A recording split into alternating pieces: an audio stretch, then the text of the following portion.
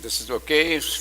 Keep supplemented this information. Newspaper publishing is 87%, magazine publishing 13%. Newspaper continues to dominate around 87%, but magazine publishing to grow at a faster clip. Newspaper magazine circulation hit in developing world, but not in India and not in China, as my friend said. Units of circulation continue to rise.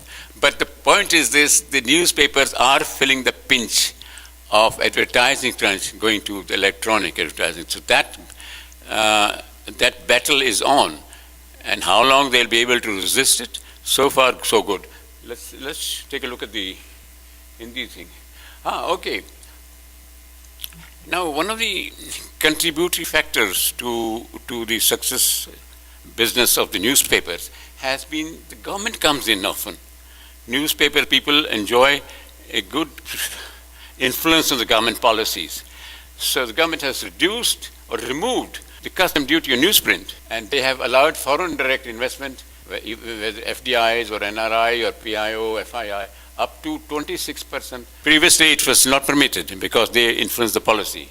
But nowadays, 26% with prior to the Indian government, newspapers can have 26%, so which has helped them to modernize their equipment. And increasing number of newspapers are taking advantage of this opening by the governments. In certain cases, as much as 100% is permitted in the publishing and the printing of scientific and technical magazines, periodicals and journals, including special interest publications.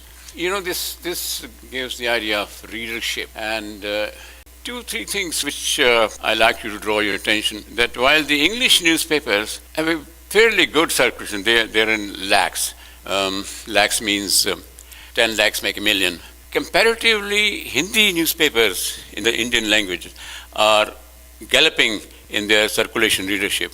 That is because they now printing local editions thanks to new technology in small cities, and where the people, new literates, are picking up the newspapers.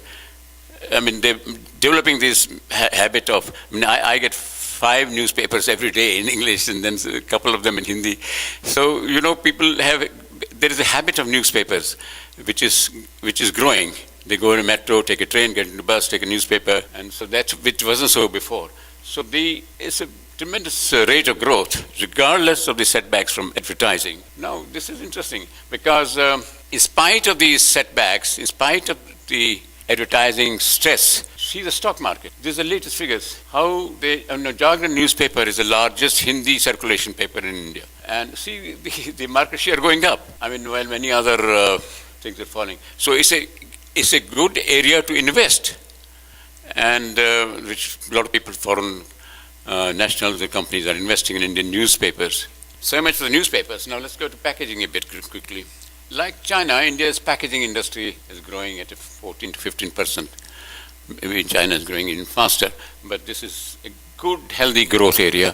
This growth is higher rate of growth than that of printing, and expected to double in the next 2 years. Potential for further growth huge. Packaging manufacturers embracing state-of-the-art technology to reach Western quality.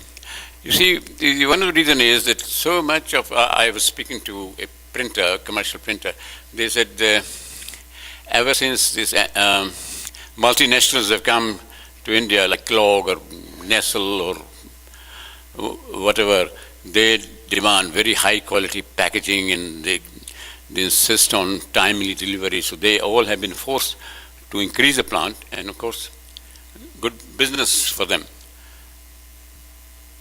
They also make a majority of printing packaging equipment in the country.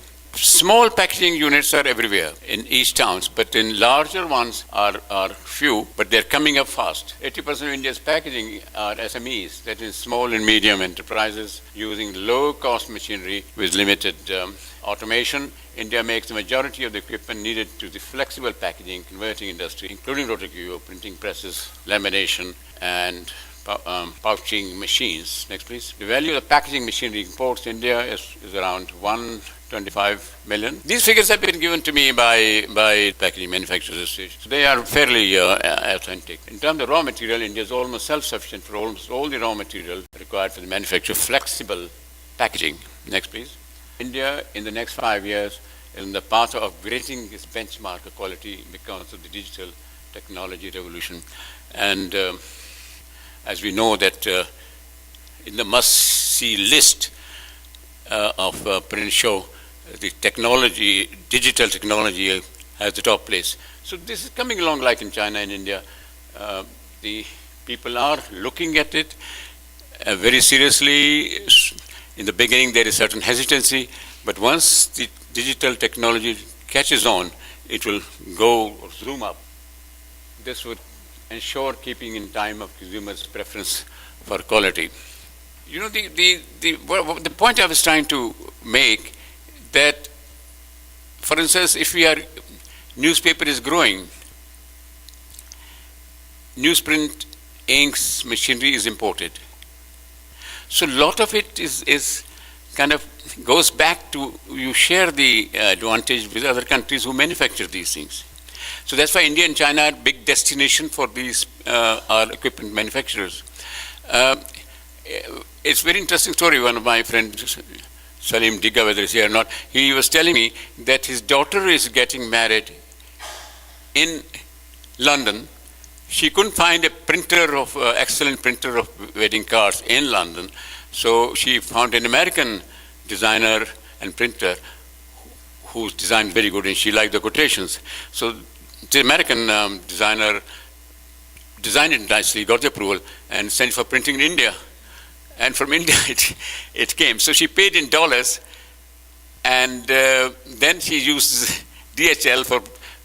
So this is kind of, in many ways, one world. We go on these things, and so there is India and China continue to be a destination. They bring business for us, but it's also good for their own countries. So thank you so much.